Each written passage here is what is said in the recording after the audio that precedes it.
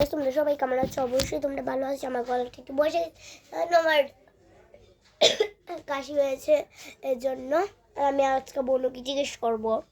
তো চলো, তোমরাই দেখতে পারবে। বনু এখানে মোবাইল টিপছে একলা একলা বসে বসে। বল, একটা পানের যদি দাম 20 টাকা হয়, তাহলে 10টা পানের দাম কত টাকা হবে? I don't know. বলো। I don't know. আরে বলতে হবে। I don't know. মানে গড়ে বলো, আমি সময় দিয়েছি তোমাকে। কিতা? সময় দিয়েছি তোমাকে, বলো। আমি ফাতাম না বাকা লাগাছ না করে। ঠিক আছে। তো গাইস, তোমরা যদি সঠিক উত্তরটা জানো অবশ্যই আমাকে কমেন্ট করে বলবে।